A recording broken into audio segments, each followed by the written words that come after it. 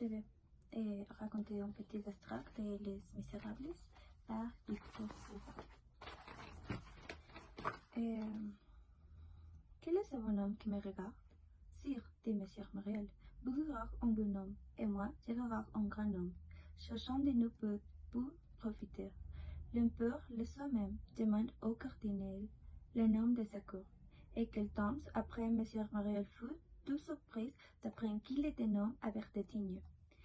Qu'il avait de vrai de rester dans les récits qu'on faisait sur la première partie de la vie de Monsieur Myriel? Personne ne le savait, pour les familles savant que nous, la famille Myriel, avec la Révolution. Monsieur Myriel devra subir les sortes de tout nouveau.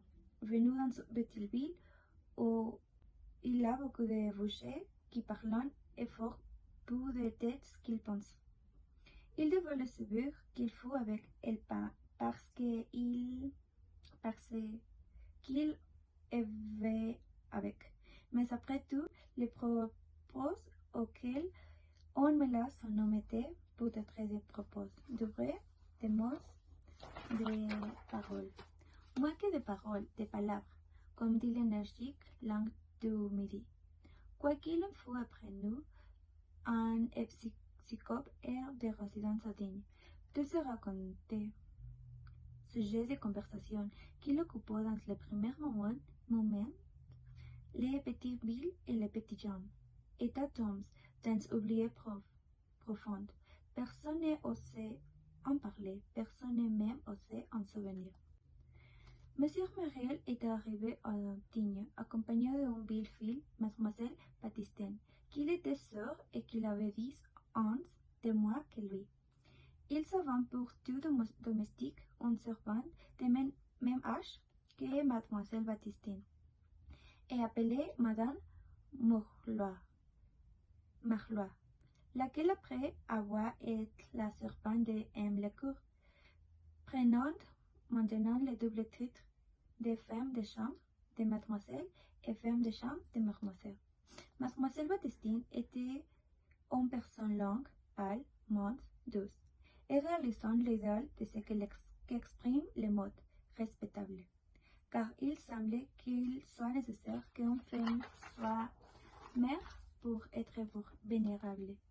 Elle n'avait jamais été jolie toute sa vie, qui n'avait été une suite de saintes œuvres, avait fini par mettre sur elle sorte de blancheur et de clarté, et ambitionne et la vente gagne ce qu'on pourrait appeler la beauté de la vente.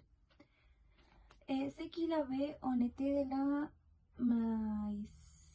meilleure dans ses jeunesse était devenu, dans ses maturité, de la transparence et cette diaponité lui semble voir l'ange. C'est un homme plus encore que ce n'était un biche. Sa personne semblable fait d'homme, a peine assez de corps pour qu'il y a eu un sexe. Un peu de matière content en leur. De rangs, je toujours spécies. Un prétexte pour qu'un homme restait sur la terre. Madame Moirlier était une petite ville blanche, grasse, replète, affairée, et toujours élégante à cause de son activité d'abord, ensuite à cause d'un asthme. À son arrivée, on installa Monsieur Myriel en son palais épiscopal avec les honneurs voulus par les décrets impérieux qui classant l'évêque immédiatement après le maréchal de camp. Les mariés et le président lui feront la première visite. Et lui, de son côté, fit la première visite au général et au préfet.